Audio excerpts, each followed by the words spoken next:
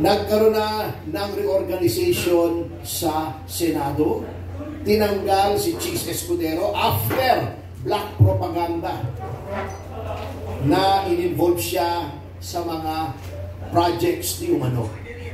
Darating ko po si the late Ronald Cardema is on his way. Lagi na late. And of course, Ferdinand Topacio po, for those who don't know. Anyway, I'll just give a brief opening statement, then I'll let my colleagues rip.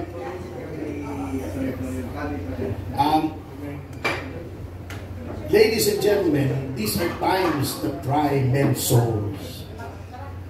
Nakikita niyo na po ang, pardon the French, babuyan na nangyayari dito sa flood control scandal o yung tinatawag nating floodgate. Sabi ng Pangulo, gusto niyang malaman ang katotohanan. Ngunit either ayaw ng mga kang-alyado niya sa politika o nambobola lamang siya. Sapagat nakita niyo naman po, natuwa ang marami noong ang naging puno ng Blue Ribbon Committee ay si Senator Dante Marcoleta. Sapagat alam nila, no nonsense si Dante Marcoleta. He has no hidden agenda. At pinakita naman niya in the few hearings that he presided over that he was really after the truth. Anong nangyari? By the way, let us welcome the presence of Congressman Jing Paras. I'll hand you the microphone after. Morning. As soon as fingers were pointed at the Speaker of the House, ano nangyari? Nagkagulo na. Nagkaroon na ng reorganization sa Senado. Tinanggal si Chis Escudero after black propaganda na in-involve siya sa mga projects ni Umano. Alam nyo that it is propaganda kapag ang nag-publish na ng mga pyesa o ng mga articles ay ang Rappler at ang Vera Files. Sorry kung may Rappler dito. Real talk. Alam nyo na propaganda yan. Okay. Anong nangyayari dito? Ang daming involved na mga members ng House of Representatives, sila rin ang nag-iimbestiga sa sarili nila. Sila rin ang nag-threaten na idemanda ang whistleblower na mag-asawang Diskaya na unang-una nang naging subject ng black propaganda para divert yung attention sa totoong mga salarin who are the leadership of the House and officials of the DPWH. Alam naman po natin yan eh. Huwag na po tayong magbulaan. Ganyan din po ang nangyari noong question yung budget ng Speaker ng SMNI.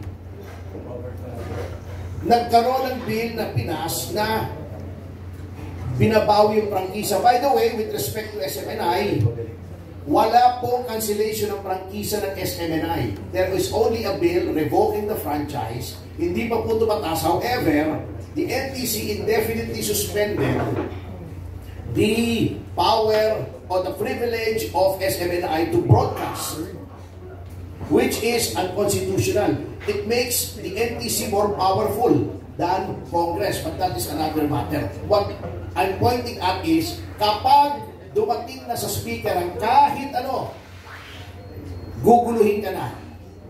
Hindi po yan ang accountability. From the same people who keep on harking about accountability and transparency, this is what we get, a cover-up. And there is no way around it. Hindi po natin pwedeng banggain ang Senado. Ngayong reorganize sila at iba na po ang magiging takbo ng investigasyon. Hindi natin pwedeng banggain ang House. Hawak po nila yan. Ano lamang po magagawa ng taong bayan. We should take it upon ourselves that through People's Initiative and organized groups, not only to discuss this, not only to try to see where the blame lies, but to take action, to express our disgust. Ipakita po natin ang ating galit kasi nagtataka po ako eh. Bilyon-bilyon ito. Sa Indonesia, 150,000 pesos lang more or less ang pinag-uusapan ng kagulo na. $3,000. Yung mga mambabatas, nagbigay ng housing allowance. Ganun ang reaksyon. Hindi ko po sinasabing manggulo tayo, manunog tayo, mambato tayo. Ha? So, mga kasama, kapag nakita nyo si speaker sa mall o naglalakad sa kalye, huwag nyo pong babatuhin, huwag nyo duduraan, huwag nyo hahagisan ng bote ng mineral water, huwag nyo pumurahin, huwag po. Huwag.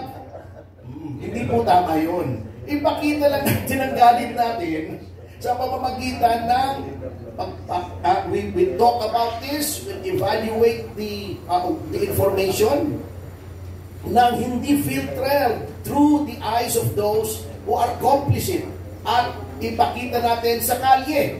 Hindi po masamang manawagan na tayo ay pumunta sa lansangan sapagkat yan po ay isang karapatan na ginagarantiya ng ating saligang batas. The right of the people to peaceably assemble to petition the government for redress of grievances. So, yan po. Wala po mangyayari sa social media. Nananawagan po ako sa ating mga kababayan. The day of the keyboard warrior is over. Wala po. Ang social media hindi magmamarcha. Yung post ninyo ay hindi magdadala ng placard. Yung mga tweet ninyo ay hindi sisigaw para sa hustisya. Wala pong mangyayari sa social media. We have to be out there on the streets to show our anger, to show our disgust within the bounds of the law para makinig po sila. Kasi ang nangyayari po, they are getting away with it. Nakikita nila, yung mga Pilipino naman, parang kalabaw yan eh. Masayosyoso yan, maingay lang yan ngayon. Magpo-post lang yan sa social media, sa mga group chat. Pagkatapos, tapos na. Wala namang gagawin yan. Will we prove them right? Or will we show that we are disgusted by this? This is the mother of all scandals. Itong pinakamalaking public fund scandal sa kasaysayan ng Pilipinas. And what are we doing? Nothing. Nagtatype tayo sa mga smartphones, sa mga laptops natin. Ayaw natin umalis sa mga aircon na mga gusali natin para ipakita ang ating galit. Wala po mangyayari. We might as well forget the future of this country kung hindi tayo kikilos. Never mind. Let's write it off. We will go the way of Bangladesh na isang step na lang Bangladesh na tayo sa mga rankings. So either we act now, the time to act is now, or never act at all and just let our country sink into the quagmire. Yun po ang choice natin. Wala na po tayong ibang choice ngayon. It is now or never. Maraming salamat po. And now, may mga dumating po tayong mga, I will let them introduce themselves. Okay.